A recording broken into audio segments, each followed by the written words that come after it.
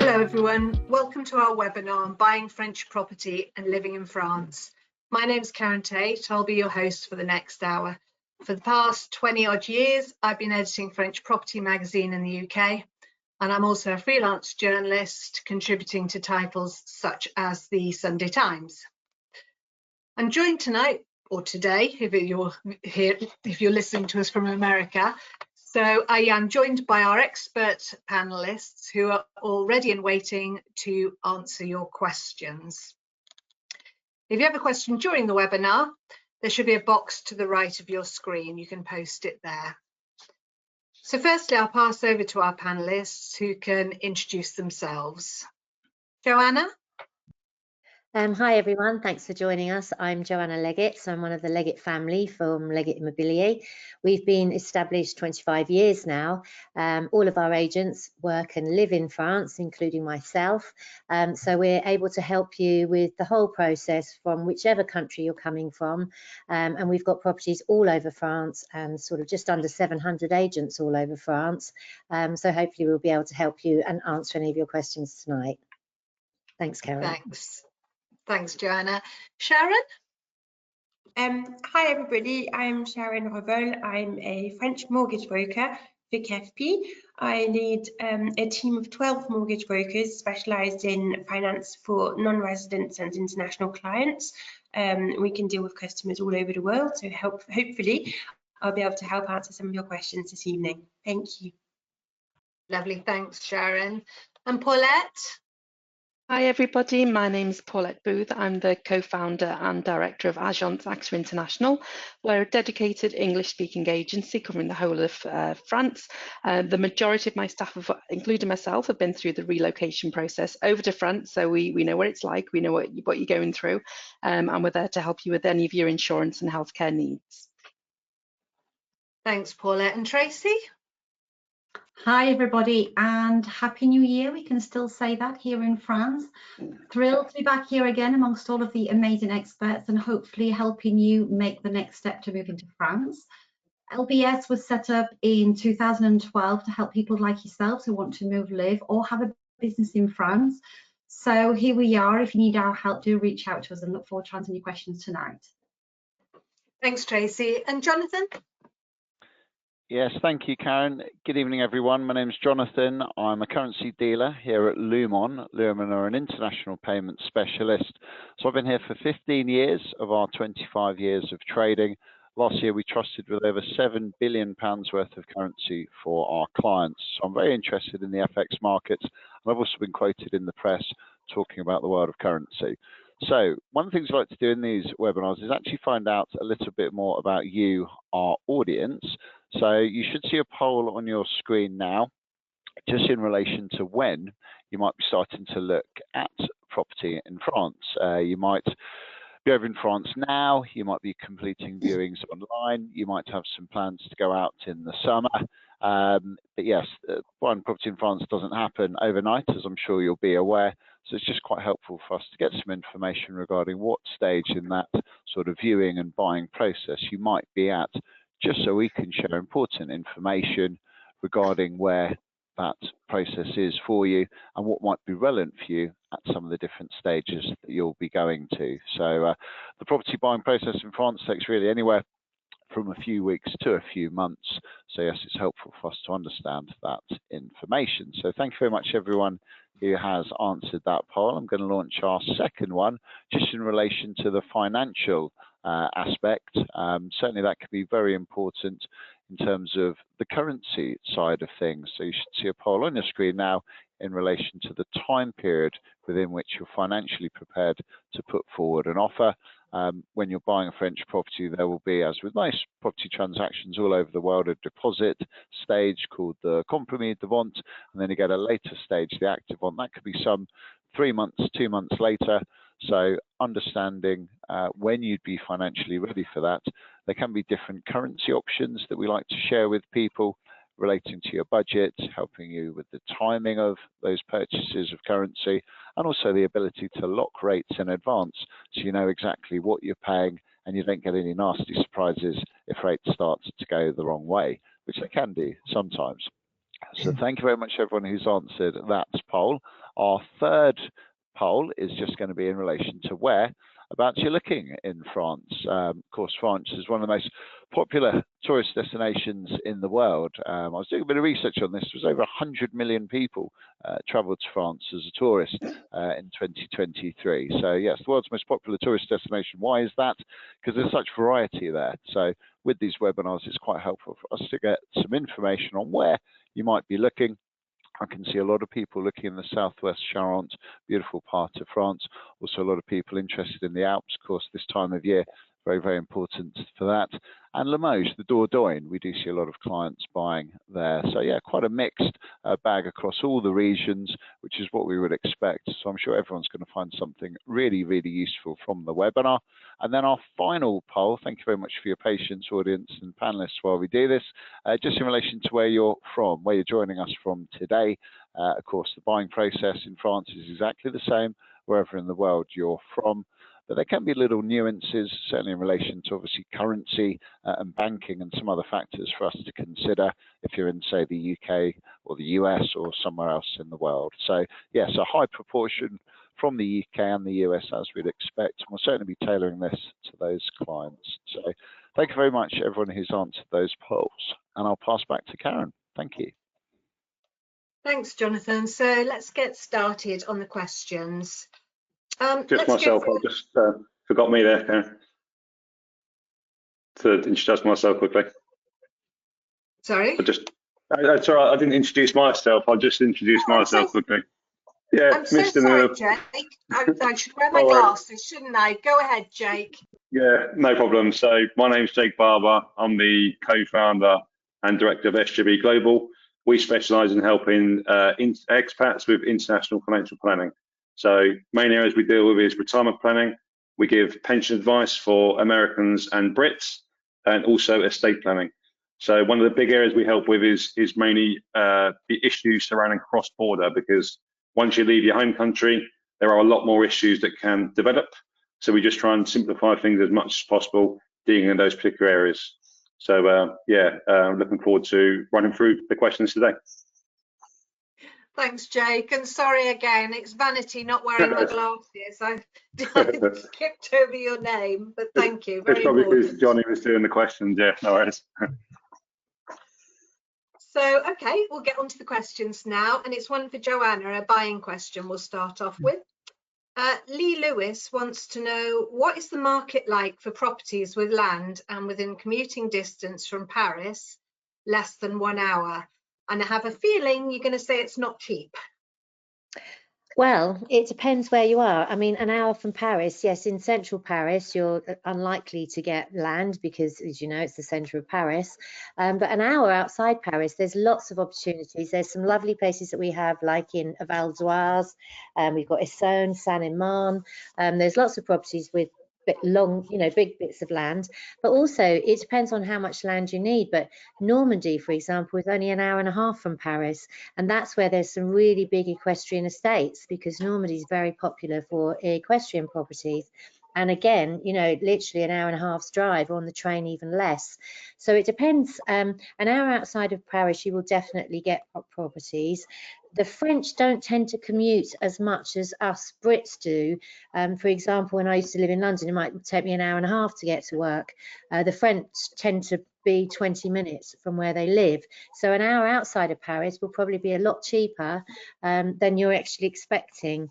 But we've got lots of properties on our website that are an hour outside Paris. But I wouldn't rule out Normandy, because it's only half an hour more and you'll get huge good value for money properties there. That's a very good point. I always forget how close Normandy is. That's why so many Parisians have got holiday homes there, Exactly, isn't it? 'Cause yeah. they can just go for the weekend so easily. So very good advice there. Right, okay. As usual, we have lots of people wanting to know about visas and residency. So I've got one here for Tracy from John Rosevier, who says, my main questions are about residency rules. How long can we stay in the property each visit, or how many visits before we have to apply for residency? Initially, we're looking to visit maybe 4 times a year for 2 to 3 weeks at a time, maybe longer in the summer months. And he says he can work remotely. And Tim Henderson also wants any information regarding staying more than the 90 days. Okay, excellent. So very good questions, John and Tim. So how long can you stay? Each visit really depends on how long you've been previously staying, of course, because you're currently on the 9180 rule, which means, of course, once you've stayed 90 days, you have to leave for 90 days. If you really want to spend more time in France and you don't want to have to worry about counting those days, because it is very restrictive, then the simplest option, of course, is to go for a 6-month tourist visa. The 6-month visa is not a residency visa, so it's very much used for secondary residence. So you can buy your second home and then just request a 6-month visa and spend 6 months in 12 rather than the 9180 rule. You just need to be aware that, of course, it's 6 months in 12 and that you don't stay longer than 6 months. So for the second homeowners, that's the best way to go. So I think it was Tim who was asking for extra options other than the 90 days. That would be the way to do it. If you don't have that 6-month visa, of course, it will be on the 90-day rule. Effectively, yes, if it's spread out all of the year, like you said, 2 to 3 weeks, I think you said, every now and again, that would be fine. If you come in and go in 2 to 3 weeks, then you're leaving for a month or so and coming back, that would work under the 9180. Where you may have the difficulty, John, is in the summer months if you want to stay longer. So yes, maybe go for that 6-month visa, which you apply from country of origin, whether it's the UK or the US, I'm not sure where you're calling from. So you apply from country of origin. It's not a residency visa, so it's renewable in the country of origin. And I heard at the very end there, you said something about remote working. I think I should just mention that here for anybody listening, so that everybody knows there's no such thing in France as a nomad visa, and there's no such thing as just popping into France and remote working. Actually, if you're working in France, the legality here is that you have to have the appropriate working visa.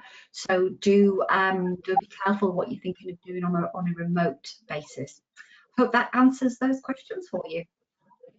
That's great. Thanks, Tracy. So for those people who just want to enjoy a holiday home and spend up to 3 months at a time in Europe, in France, within Europe, they don't need to worry about applying for a longer visa. No, not at all. Yeah. Okay, thanks, Tracy. So there's been a lot of media coverage over the past week about Spanish PM Pedro Sanchez's proposal for putting 100% tax on property purchases by non-EU nationals. And I guess it's not surprising that a lot of people are wondering whether other EU countries with similar housing shortages. Oh, your cat, Tracy. So, I'm so sorry, my cat. I'm so sorry. I love a cat on a webinar. Sorry, so I was saying, yes, very serious subject about whether other EU countries with similar housing shortages and problems may follow suit. I should add that at the moment it is very much only a proposal in Spain. It hasn't been voted into law or anything yet, but understandably people are a little anxious. So we've heard from Clues Everard, Mike McLean, John and Kath Parker and Nancy Holtzner, who would all like to know if there's any indication that France may be considering something similar or making it more challenging for expats to buy in France. So as that's a tax subject, Jake, would you like to tackle that and maybe give an overview of France's tax situation? Yeah, well, so I live in Spain, so the news with Pedro Sanchez, of course, was in the news here, and he's trying to impose 100% tax on the value of properties for non-EU residents, which would include Brits, and that's to tackle the housing crisis, which of course is an issue in a lot of areas, especially places like France, Spain, Mediterranean countries, where you get a lot of tourists going to those areas or people buying holiday homes. So if we look at the actual sales last year in Spain, 15% came from non-Spanish residents, but only 8% of those were Brits, which was down from 38% in 2008. The big issue is actually EU residents. Most of those are bought from other EU countries, but is it going to come in France? There have been 2 other countries that have done something like this. So Canada, for example, you cannot buy a property in Canada if you're not a Canadian resident. In Denmark as well, they introduced something where you can only buy a property in Denmark if you are a permanent resident or you've been there for at least 5 years. So it's not the first country to do this, and would it be the last? I don't know. But I think a bigger issue that should be tackled is the issue surrounding people not wanting to do long-term rentals, because Airbnb, of course, is a really profitable business for a lot of people. So what you often see is people just doing short-term rentals for 9 months, and then you've got to move somewhere for the summer months because they make more money in those months than they do in the other 9, and then you've got to find somewhere else. So it pushes the prices up, and it just makes it really difficult for people to rent. And yeah, it just becomes a big issue. But it's unlikely that this will be passed in Spain because Sanchez is not very popular, and it's quite an extreme thing which the opposing opposition is probably not going to say yes to. But it could start a trend with other countries doing something similar. There is something that it has to be tackled, but maybe there are other ways to do it as opposed to increasing taxes just on one part of the population, because non-EU residents seems a bit extreme. Why not do it for everyone? If you're from a certain country, you're allowed to buy a property without the tax, but somewhere else you're not. Yeah, I mean, it's quite a complex situation, isn't it, with all the different solutions being put forward for the housing crises in these countries. As you say, there's no signs at present that France is looking to do anything similar. It's a kind of watch this space, and yes, watch this space and see whether Sanchez gets it voted through. Seems very unlikely to me, or proposes anything else. So let's move on to another question. Thanks, Jake. That was a very good answer. Let's move on to a currency one for Jonathan, which this seems quite simple in comparison. Brian Smart wants to know, what's the best way to make international money transfers, and are there different options? Okay, well, that's easy. Make your money transfers with Lumon, of course. That's the best thing to do. Yes, there are definitely different options. So most clients, sort of first port of call would typically be their bank. So if I do a comparison against the bank, so what are the benefits of Lumon over a typical bank for your international transfers? Well, number one, it's exchange rates. We can actually demonstrate savings over the banks in terms of the rates that we can offer. We do like a mystery shopper every so often, every few months, looking at some of the average sort of high street banks out there, and then our average rates, our typical rates, and the difference is about 1 to 2 cents. So that can really add up, particularly when you're talking about large 6, maybe even 7-figure sums, even on a 5-figure sum, on £10,000, that's an extra 100 or 200 euros. So not just the purchase price, but the future payments, renovations. You might be bringing money back to the UK at some point, and those savings would carry through. So number one, it's exchange rates, but it's also the sort of service and the experience that we have in dealing with French property transactions. So the first step with Lumon, it is to register. That sets you up with an account, a trading account, that is. It's not a bank account, although you do have access to what we call a Euro wallet as soon as you're registered. Now, it can be quite tricky actually opening a bank account in France. With some of the banks, you've got to wait until you've signed your acte de vente, the completion. That takes, say, 2 or 3 months. Paulette can actually help on the banking. She can help you with the bank account when you sign the compromis de vente, but it's not always easy in those early stages. With Lumon, you get access to this Euro wallet, and you can use that to pay the notaire for your payments for the purchase. That's much easier than using a typical bank. Banks in France, it's a bit like in the UK. If you're moving a large sum of money, you sometimes got to go into the bank, book an appointment. With Lumon, we can send a large amount of money instantly, very easily after a couple of security checks. Also, you have our service. So as I said earlier, I've done this 15 years. I can't tell exactly what the market's going to do. No one on this planet can do that. But what I can do is tell you some of the trends in the market, some of the forecasts that are out there, and just really keep you updated. Obviously, there's a huge amount going on in the world at the moment with the new man in the White House, a bit of pressure on Keir Starmer, the pound looking a bit shaky as we enter 2025. So there's constantly things happening in the world that affect the currency markets, and my team and I can sort of share with our clients all the latest news to try and help them make a decision. So benefits of us: number one, exchange rates; number two, it's some of the options that we can help with; and then number three, the service to just look after you and keep you updated. Thank you. Thanks, Jonathan. One of the things that a lot of people worry about when they move to France is healthcare. So this one's for Paulette. Sarah Collins wants to know about healthcare for people who want to retire to France. Okay, so first of all, I suppose when you say retired, is it officially retired or early retired?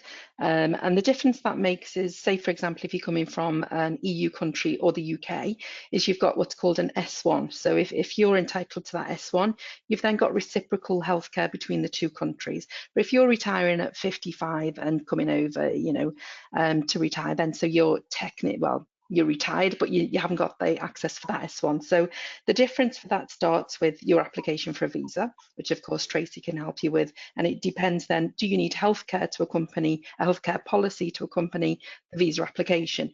So if you've got your S1, no, because that is your healthcare that accompanies the visa application. But if you're retiring at 50, 55 or wherever, yes, so that will start with a cover to bring you over to France.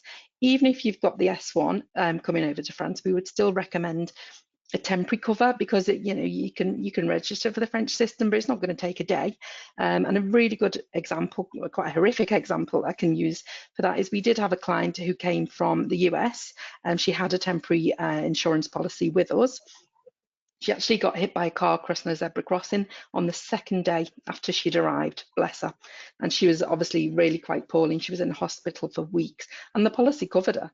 So, even if she'd have been able to access straight away the health French system and register, it wouldn't have happened on day 2. So, even if you can apply straight away, it's invaluable having something just temporary in place for accidents and emergencies.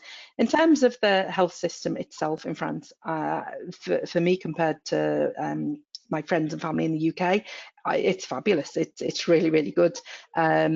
Especially, I live in Toulouse, and I remember going to have my gallbladder removed, and the consultant just opening a paper diary and flicking forward 2 weeks and saying, "I can fit you in then, is that okay?" And I was astounded. It's such a difference, instead of like being sent home and waiting for a letter to come in the post of when you've come to the top of the waiting list 2 years later. So the system is in most areas, it's under pressure in some areas, but in most areas it's really, really good. It's not free at point of access, but you do get part of it refunded through Social Security once you're in the system, and then the rest is swept up by what's called a mutual top-up policy. They vary. There's massive. I think we've got about 60 different versions of a mutual top-up policy to fit everybody's situation and your budget. Yeah. So there we go. Really, healthcare in France can be, I could probably spend 2 hours explaining it. So there we are, as short as I can. Great. Thanks, Paulette. I'm sure that's very reassuring for a lot of people, and a very good point about making sure you're covered when you first come over to France. It can be very easy just to think, oh, I'll be okay for a couple of months. But as your example showed, better to be safe than sorry. So we've got one for Sharon now, a mortgages question from Chris Sukach. I bet I've pronounced that wrong, Sukach.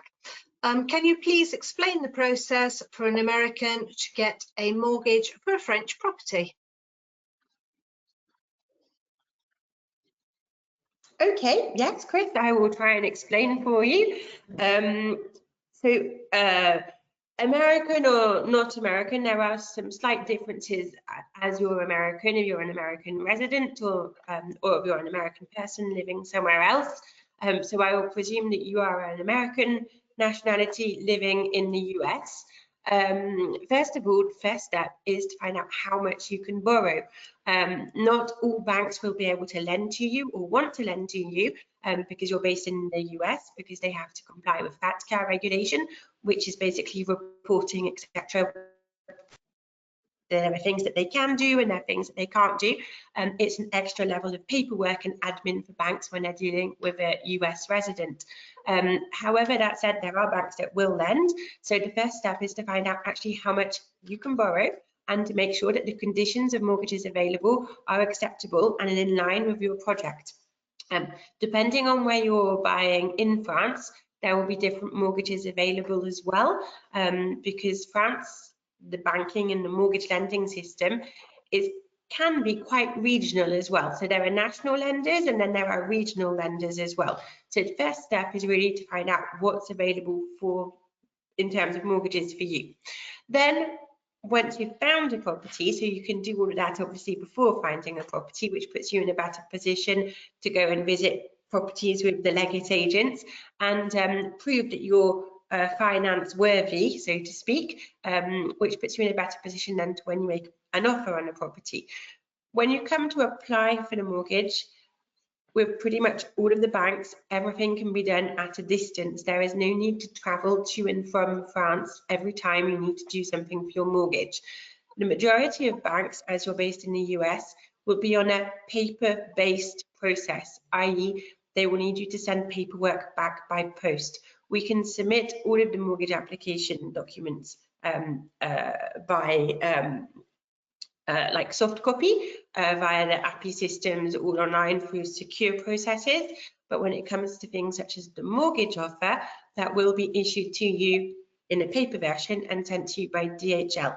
So once you actually come to apply for the mortgage, we apply for the mortgage. The process in France takes about 6 weeks from beginning to end, and the French banks will open a bank account for you at the same time to service the mortgage. In France, we don't have just dry mortgages, which is standalone, and then you use kind of your own bank account in the US or elsewhere. So they will set you up with a mortgage and a bank account at the same time. When you complete on the mortgage, i.e. when you have your mortgage offer, there is an 11-day cooling off period which you have to respect before you can return the mortgage offer to the bank. And then once that's done, and the bank has that, you can then complete on your property purchase. So the actual mortgage process takes about 6 weeks. First of all, you have to find out what you qualify for, then you apply, then you get the mortgage offer, and then you complete on the purchase. So I've tried to keep it quite simple, but that's the process in a nutshell. That's great. Thanks, Sharon. So let's have another property one for Joanna. Peter Jackson wants to know about what are the typical property overheads per year, and what is the equivalent to council tax and average costs. So do you think you can give an overview of that? Yeah, I mean, it's how long is a piece of string? It's like, you know, it depends on your area, where you live. There's all sorts of things that apply. It depends on which country you're coming from. If you're coming from the UK, for example, and probably the States, the cost of living is pretty much the same. I mean, EDF is in the UK as well as France for electricity. So the cost of things like electricity aren't going to be any different. The difference might be that you might have a bigger house in France. So you might want to look at that, because a lot of people that do move over, particularly if you were coming from somewhere like London with a 2-bedroom apartment, you might be moving to a chateau, so for the same price. So those are the things you've got to take into account. Is the land. I mean, I made this mistake when I first moved over by buying a property with too much land, and then realised, oh my God, the grass the grass is going to need cutting.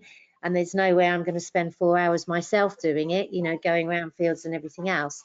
So you've got to bear those sort of things into account as well when you're looking at cost of living. France is huge. You know, how far are you from the local shops? You know, I can't walk to a shop from my house. It's 7 kilometres, so I've got to drive. So you take those things into consideration as well. As far as taxes are concerned, if you live in France permanently, they've now got rid of the tax habitation. So if you're a French resident, you only pay taxe foncière. And the things that taxe foncière include are your local taxes, which will include your rubbish collection or your rubbish bins if you have to take the rubbish. And depending on what services are offered, you know, it depends on the cost that you're going to be paying, and however much land you have as well will be on the costs that you'll be paying. But what I have found that in almost all cases, it's a lot cheaper than it is in the UK. I don't know what the taxes are in America, because I know we have a lot of USA clients listening tonight. So I'm not sure on the taxes there, but it is a lot cheaper than the UK. The cost of living, yeah, you know, you can go to the markets and get fantastic vegetables completely fresh. In the supermarkets, it's generally in season. But I would say it's not going to be that much different to whichever country you're coming from these days. Wine is very cheap, so I can highly recommend that. And also cheese, that will be a lot cheaper, the wine and cheese. But again, it depends on what you're buying and the size of the property you're buying. And I would say that most people that buy and move over for a residential home buy a lot bigger property than they had in the UK. Thanks, Joanna. That's a good point, you know, about the size of property. That might surprise some people that they are spending more. And also, it's maybe, you know, yeah. So it's one of those things to think about when you're on your property hunt, whether you actually really need a property that size. There's a lot of cleaning to do as well in those big chateaus. So let's move on now. Yeah, let's move on now to another one for Tracy. This is from Geraint Butler, who says, I'm going to retire in 2 years. I'm looking to move my whole family to France, wife, daughter, son, son-in-law, and 2 grandchildren. We'd like to start a business providing retreats for emergency workers and veterans. What is the best visa to apply for with that in mind? When is the best time to start the visa application? How much detail needs to go into business plan? And also the family would like to work in the business, so what visas do they need? So that's quite a complicated situation. So good luck for answering it briefly. Yeah, that's pretty huge. So if you all want to just go home now, I'll just stay on the call here, because we could take up the rest of the time just on this one and longer. So yes, to be fair, I will try and give you some answers to those questions, which are very important. So anybody listening to this will find some value in it. But of course, so many questions, and on a project of that size, you really need to book a consultation with me so we can really dig down deep. But yes, the project sounds fabulous, but is huge. So we would take a lot of time to implement it. So you was talking about timelines. So for any business visas, you need to count a minimum of 2 to 3 months. But of course, that's without the preparation of the file. So for this type of project, I would say at least 4 months. That's the first thing I would say. And when it comes to business visas, you know, there is not a huge amount of choice. You've got obviously the liberal visa, which is more of an independent type visa for those who have transferable skills. And then you have the more higher level type of visa, which would be the passport talent category, where there is lots of different categories within the passport talents. And I guess that would be the way to go with your project, because you are multiple people. So I think I heard you say it was, you know, your wife and your daughter and son-in-law, I think it was. So when you've got a project with many people involved, I would imagine this business is going to have different roles. Therefore, it's going to be a limited company. So for a limited company, that means you're going to invest money in that. So the passport talent for an economic business could be the way to go. And I say could because I'd have to dig down a bit deeper on all of this to really give you the proper advice. I do take this quite large. So the passport talents for an economic business could be the path. What do you need for this? Well, you need to have a favourable decision from the DREETs, which is basically you provide them with a business and financial plan. They're going to give you their decision if they think it's viable or not. So of course we'd have to work together on making a viable business project to give to them to give, so they'll give a favourable decision. Once you have that, then you have to request your visa from I guess from the UK. And you'd have to invest a minimum of 30,000. So each founder of the company would invest 30,000 at least. Or you have to have a master's degree or 5 years, or you have to invest 30,000 and have a master's degree or 5 years experience. And of course, you have to have a minimum earnings about 21,000 minimum gross to be able to put on your business plan. So you can see it's not an easy visa category to go in. there is a lot of success with this when the project is correct. So if it's a big project like a retreat business, lots of people involved, a limited company with a passport talent, the advantage of a passport talent would be that if, for example, you have 2 co-founders in a business, the spouses can come along as a family member of that passport talent and don't necessarily have to be working in the business. So don't necessarily have to invest 30,000 in the business. They can come along as a passport family member, and then once they're in France and they get the residency card, they then can work as well. So it's kind of a really good one to have somebody working and somebody coming along with them. So that is kind of the key points of a passport talent project. The 3-year financial and business plan would be needed. Whether you're going for a talent or a liberal visa, you still need to have a business and financial plan. And that plan needs to be a coherent plan. It needs to be one showing, obviously, what you're going to do, how you're going to do it, who's going to be involved, what the role will be, and how financially you are going to survive in France. And then, of course, once you come into France and you get your visas, you have to then implement that plan. You can't just then sit on it, because you will have to set up the activity and then reach out to your local prefecture via the validation process, because the visa is what brings you into France, and it's the residency card, the passport residency card, that you'll be given by your local prefecture. So it's a 5 or 6 step process that you need to go to with this type of project. It's not something you should go through lightly. So do either reach out to me or somebody else that you want to work with on visas. I think I heard you say something on there about you bringing children with you. So obviously your children don't need to get a business visa. They can come across just on a normal visa. It doesn't get validated in France, but you can reach out once you do have your residency card in France and get them what's called a DCEM. It's kind of a circulation document for underage children. So the children need to be scholarized in France to be able to get their visas. Once you're in France with your visas, the children then get a DCEM. So that then makes them legal, and then once they become of age, they can then get their own residency cards in their own right. And that is something that everybody in France should be thinking about for their children who are now becoming of age as well. So I know that's a lot of information. I'm not sure if I've said it as clearly as I wanted to, because it's a very big project. So as I said at the beginning, if it's something you're very serious about, and it seems to me that you are, because you're thinking 2 years from now, and that is the amount of time you need to put a plan in place, because of course you'll have to find the property, and of course you've got Joanna and all her team can help you with that. Find the right property to be able to then work on the project, because you will have to have the property first if that's the property you're going to use for your retreat business. So hopefully we'll see you in a consultation one of these days.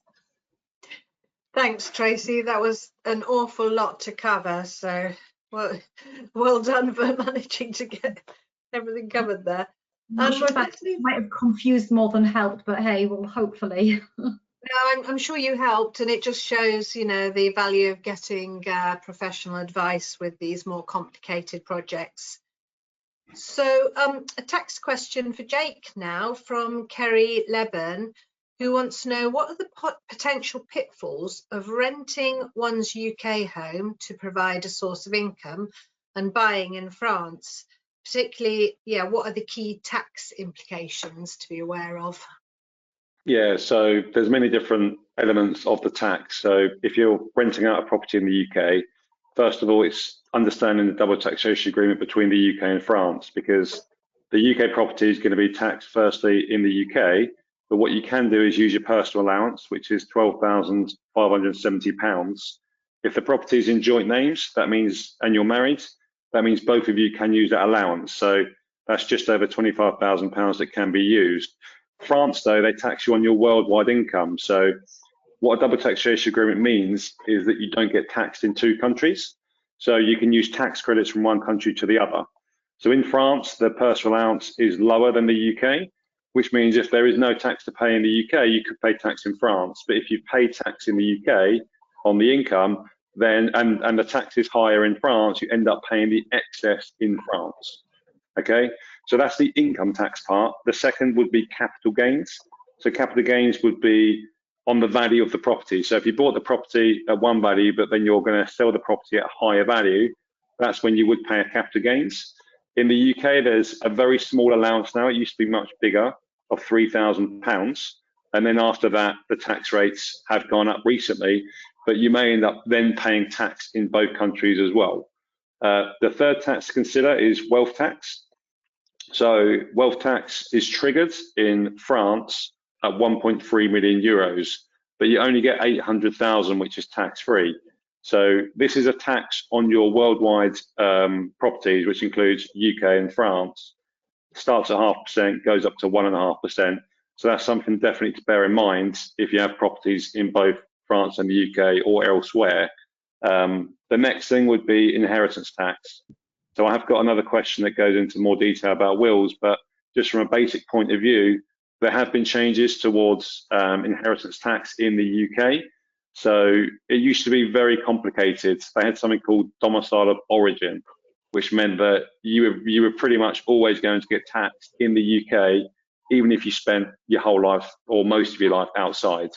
But what's happening in the following tax year, so in 3 months, is they're moving to what's called domicile of residency. So if you're outside of the UK for 10 years, the UK is only going to tax you based on your UK assets. So this includes UK properties. It now also includes workplace and personal pensions. So they now fall under inheritance tax in the UK. So you need to bear in mind that if you do have a property portfolio in the UK, you may end up paying a huge amount of tax in the UK on death, because how it works is you get a personal allowance of £325,000. So as a married couple, it'd be 650. Anything above that's taxed at 40%. So from a planning perspective, what you want to do is try and mitigate or understand the taxes as much as possible, because it's not just looking at one tax, it's looking at all of them combined. And let's just say, for example, you have loads of income from salary, loads of income from rental property, then all of that falls under one tax, one type of tax, income tax, which means you probably end up paying loads of tax at the high end. What you want to do is try and pay different types of taxes. So in France, there's different ways you can invest money, where you can defer the tax. So it's just about utilising the best structure for yourself, which would include properties as well. And just bear in mind as well, because there was quite a question surrounding how do I do the tax returns. You have to file the tax returns and then potentially get a credit. It is a bit of an annoyance to do that, because if anyone's done that before, it's very, very timely, and HMRC in the UK are very, very slow. Everything's done by post. You can sign them up, but often it takes a long time to get through to someone that you want to speak to. So yeah, there is the pain of having to do that part of the job as well. Okie dokie, thanks Jake. That's again a lot to think about, but very clearly put. An insurance one now for Paulette. Will my property insurance cover any damage if I rent out my holiday home through Airbnb when I'm not using it? Okay, so that's a really, really easy one for us to cover. Generally, it's just a clause that we put in the home insurance policy. So first of all, you need to let your insurer know that the property is going to be unoccupied for more than 90 days a year. That's cumulative, it's not per time. So first of all, you need to make sure that one's in there. Then there's just a clause for us to add like public liability insurance into the property insurance. Really, really easy to do, costs probably about an extra €60 a year. It's really not massive. However, if you want to make sure the income you're earning on that property is protected. So for example, you have a fire or a water damage, and then you can't rent it out. You've got bookings and everything, and you're going to lose that income. There is a separate type of policy that we can do, which then covers loss of income for guaranteed events. What you do need to make sure, though, is that the people renting the property have got a public liability insurance. In France, there's a policy called, cover called Responsibility Civil v Privé, and that causes damage or injury that you cause to someone or something. So anybody that's renting the property who lives in France and has got a main home insurance, it's automatically included. So that's fine if they cause damage or injury to your property. Most EU countries also have that. However, if you've got holiday makers coming from the UK, from the US, from the rest of the world, they won't have that as standard. That is actually included in a travel insurance policy. So you do want to make sure that whoever's renting, the property has got that included. For example, if they damage your sofa, I don't know, by jumping on it or something, that's not covered on your home insurance because it's not a guaranteed risk. It's not fire, theft, vandalism. I suppose it sort of is vandalism, but it's not covered under, it's like after a break-in. So you want to make sure that you can claim off them for the damage that they've caused for that. And also take a deposit. I'd really, really recommend taking a deposit too. So Absolutely. Easy to cover. Thanks, Paula. That's really interesting. So moving on for one for Sharon, how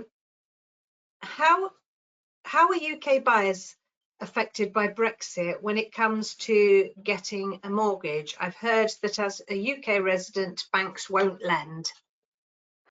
Yes. Well, Brexit has caused a certain number of difficulties for UK buyers when it comes to obtaining mortgages due to the UK leaving Europe without a financial services agreement. When the UK initially left, there was a major panic with UK buyers who found themselves basically unable to obtain a mortgage because, quite simply, the French banks didn't know how to work around the system, how to work the system legally, how to be able to lend to UK borrowers. So they stopped. Thankfully, things have evolved since. We now have lenders in France that will lend to people who they consider to be high net worth individuals, quite restrictive, £150,000 income after tax per borrower. But thankfully, we also have other lenders that have opened up lending. They've worked their processes to be able to lend legally to somebody based in the UK. And there have been some people come to us and say, oh, well, we don't want to borrow 250,000. We've been told the minimum is 250,000 or 300,000. So there are mortgages available to UK residents for as little as, say, 80,000, 100,000 euros. The processes, again, we're quite often on a paper process. Some banks may require that you come and visit them in France once throughout the process as well. But the good news is that mortgages have become more readily available from a variety of lenders, all of which have slightly different conditions. So if one lender isn't able to help you, then there is another lender who maybe could, and that's the advantage of using a broker. But it's a good news for the UK market because they were the principal people buying in France. I'm British myself. I mean, lots of us here are. So the UK buyers were one of the main buyers in France. And they were overtaken in 2023 by the Belgians, who became the first foreign nationality buying in France. But that was mainly due to the fact that it was much harder for them to get mortgages. So many people's dreams were put on hold. So the good news in 2025 is mortgage borrowing is much more readily available for people in the UK. That is good to hear. Very good news. Okay, so let's move on to another property one for Joanna. Maya, I'm never going to pronounce this, Maya Kazarowski, apologies to Maya, wants to know, I'm mostly interested in the timeline of the sale from interest through to close and would like suggestions on planning for buying a property. Okay, sorry, I was just trying to unmute myself. Okay, so timelines. Yeah. So timelines, from when you obviously come out and visit and you see a property that you like and you make an offer, and it's agreed, then the compromis de vente is drawn up straight away. The compromis de vente is like an exchange of contracts at the beginning of the sale. So there are some tests that need to be done on the property first before you can sign that. So there are 5 tests. There's sort of lead paint, asbestos, there's electricity, there's septic tanks, there's termites, there's all those sort of tests. They have to be drawn up and attached to that initial contract.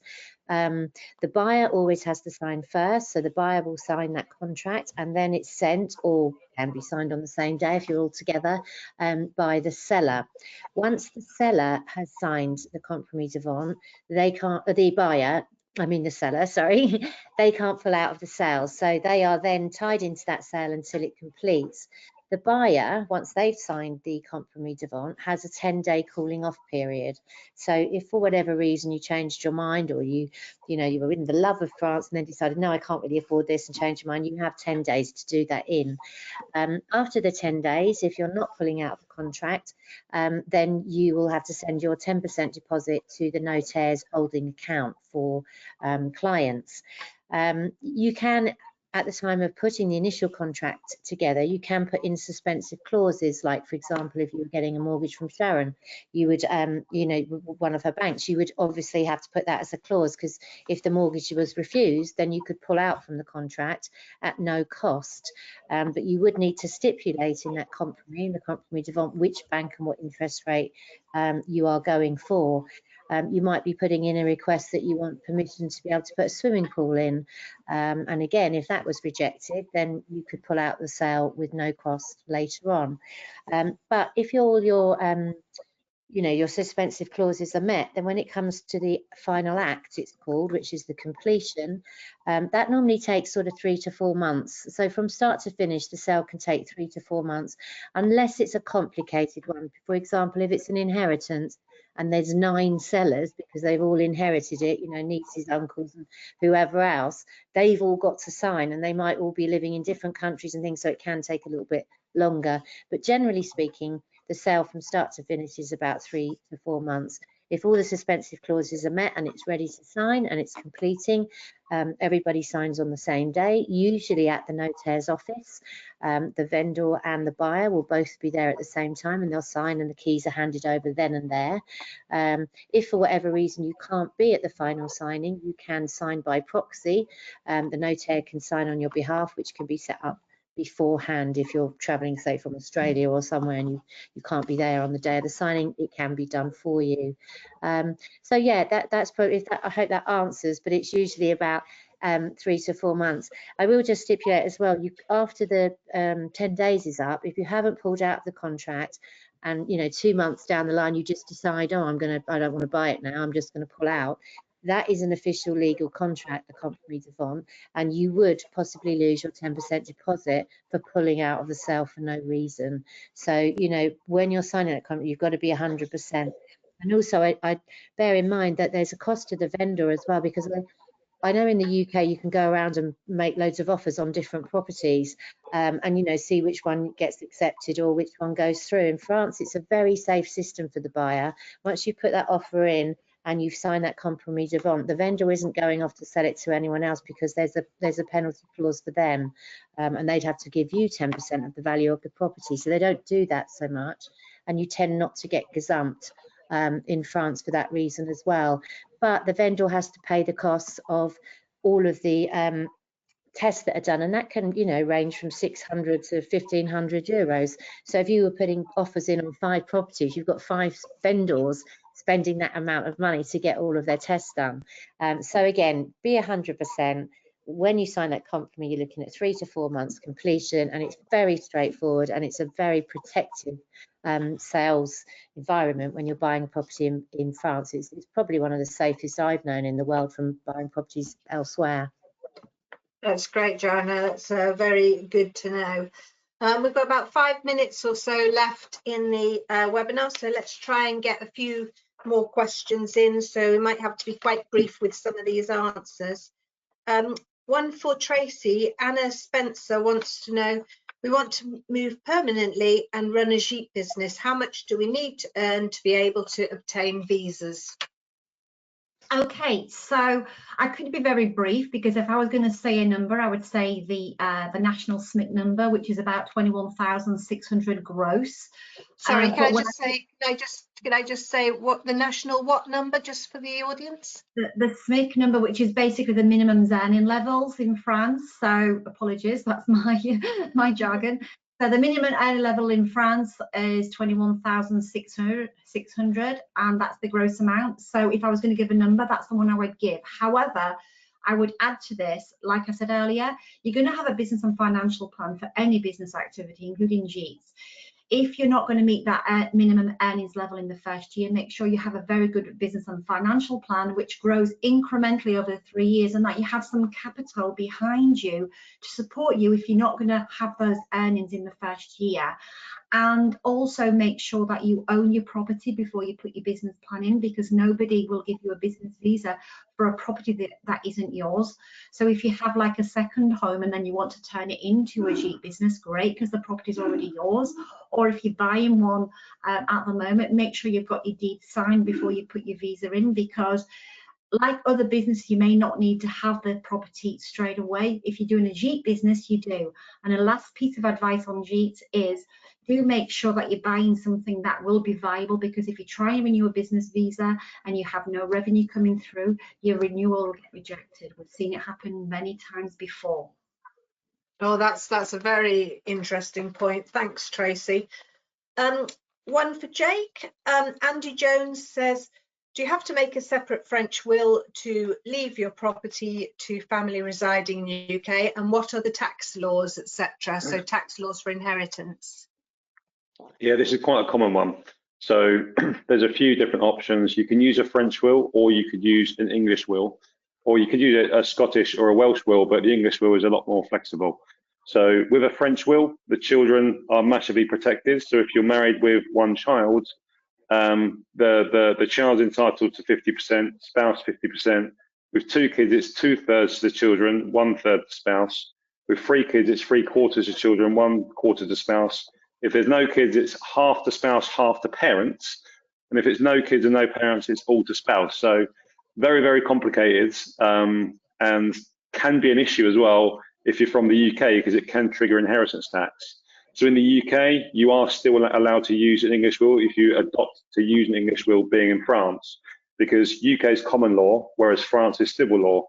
So if you don't have a will in the UK, you get 322,000 as the spouse and 50% of the assets. The other 50% go to kids. But if you have a will, you can distribute your assets however you want. So this is definitely the most favoured option. And the reason I say that is for inheritance tax. So again, you need to understand inheritance tax in both countries, but one thing both countries have in common is they both have what's called a spousal exemption, which means if you pass assets on to spouse, you don't pay inheritance tax. So if you can use a will where you can put down spouse instead of having to go for the forced heirship rules like you do in France, then it covers that issue. So it's definitely worth discussing this in more detail so you know which option to go to. But there is a clear difference between which one you're going to use. That's great. Thanks, Jake. I think we've got time for one more question. Jonathan, Rosanna Allenson says, we'll be selling our house in England in order to have a deposit for another property. What's the process of moving the money to France? On the English side, it looks pretty simple, but we want to know about charges and taxes involved in France. Okay, perfect. I mean, on the actual tax side, that's certainly something Jake would be better off perhaps to discuss. But certainly in terms of selling a property in the UK to sort of fund the money over to France, I guess it really depends if you're going to sell the property before you start looking in France. Some clients will sell the property in the UK, wait until the money is in their bank, and then start to look more seriously in France and put their offers in.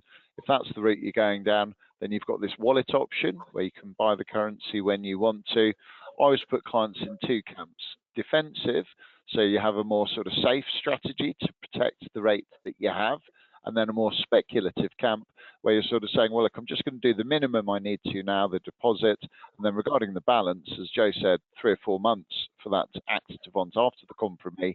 So you then got 3 or 4 months to look at the market. And as I said earlier, we can just update you on the market and what's happening, and then purchase the currency really at a level that you're ready to purchase at. Now, if you sell your property after you're signed the compromis de vente, so you're looking to sort of get everything landing at the same time, clearly you want the UK property to complete before France. So if you agreed the UK sort of sale today, you've already signed your compromis de vente. Let's just say you're going to complete in England in March. You're expecting to complete in France in April. What you might want to look at there, because obviously you don't have the money yet, the pounds, is the forward contract where you can fix today's rate for payment in the future. Now, there is a deposit to pay on that, typically around sort of 5% of the total. But the advantage there is you're locking in the rate so that you know in March when you get your pounds from your UK property sale, you know exactly what it's going to be buying in euros. You're not going to get any nasty surprises. Now, this is option also for Americans, and certainly looking at where the rates are. I mean, Americans, you've increased your value against the euro from dollars to euros. It's gone up since September 8%.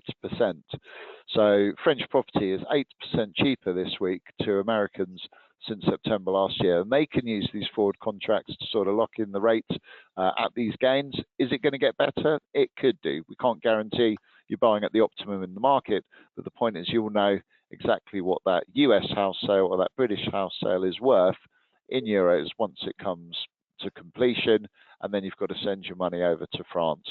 So as people have said, you know, there's sometimes a couple of different options with these things.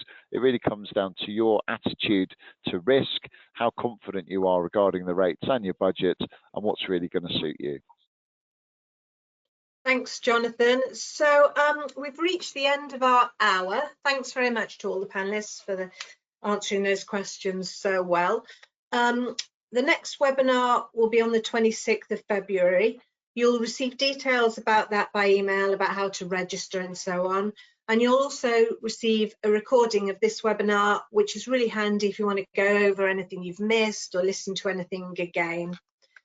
Apologies if we didn't have time to answer all your questions, but all our panelists' details are on the screen, so don't hesitate to get in touch with them. They'll be delighted to hear from you and to help you further. So again, thank you for joining us. I'll just hand over to the panelists to say their farewells too. So bye from Joanna. Hi, yeah, and just to let you know, if anybody is in London this weekend, a lot of us that are on the panel today will be at the Novotel in Hammersmith for the France Property Show. That's on Saturday and Sunday. We all have stands, and you can come to the Leggett stand and talk to Tracy, and Pauline's also there. So there's a lot of us going to be there, and Karen, of course. But if not, you know, drop us an email. We're here to help you. We do thousands of sales and have sold thousands of international clients over the years, and you know, everyone's very happy. So come and find out your information, come and see us at the show, and if not, see you on the next webinar. Bye-bye for now. Thanks, Joanna and Sharon. Yeah, thank you very much. Very interesting evening. I hope everybody's been able to understand me, because I won't be at the show. I have a terrible cold or COVID or I don't know. But when you're looking to buy in France, plan ahead, get the information early. Planning makes for a perfect purchase. So it's been lovely to answer the questions this evening and hear all of everybody else's answers. So thank you very much, and good luck everybody with your purchase. Thanks, Sharon, and get well soon. And over to Paulette. Yeah, thanks for listening, everybody. As with Joanna, we'll be at the French Property Exhibition at this weekend. We're also running 2 seminars at the exhibition about the health system in France, about healthcare, which are really, really interesting. So they're really, really worth going to. Healthcare's questions asked over and over and over again. That's one of the main things that people ask about. So if you've got any questions at all about any insurance, including healthcare, get in touch. Our website, AXA in France, really easy to find us. Thank you. Great, thank you. Thank you, Paulette. And Tracy? Yeah, so great session. I hope the questions and the answers have helped you all. LBS has been here for 15 years, helping people move, live and have business in France. We don't just deal with visas, or we do a lot of visas. We do obviously all the other paperwork process. We are a one-stop shop, so anything to do with paperwork process, visas, businesses, healthcare, driving licenses, car registrations, you name it, we can do it. So do reach out to us. Thanks, Tracy and Jake. Yeah, thank you everyone. Thanks for attending. So as I mentioned, the two main areas we help with are Americans and Brits. So if you are moving to France and buying a property, you're also going to have to deal with the issues with pensions and investments. So that's the areas that we specialise in. So if anyone does need advice on that, please drop us a message and we can organise a no obligation review. Thanks, Jake. And Jonathan? Yes, thank you, Karen, for your hosting. Thank you to the other panelists. Thank you, audience, for joining us. I will also be at the France show on the Saturday, floating around. You can't miss me. I'm 6'3" and I've got a big beard, so do feel free to come up and say hello, and I can talk to you about all the markets and everything going on. The dollar, say, trading very strongly against the euro, and the pound's dipped a little bit as we started this year, but we're still up about 3 cents from some of the lower points last year. So from a currency perspective, there's many positive reasons to be buying in France. So thank you. Thanks, Jonathan. And I shall be at the exhibition. I've been on the exhibition organising team for over 20 years. So I hope to see some of you there, and come and see us on the French Property Newsstand. So once again, thanks for joining us, and we hope to see you next time. Bye. Bye. Thanks, Karen. Bye. Bye.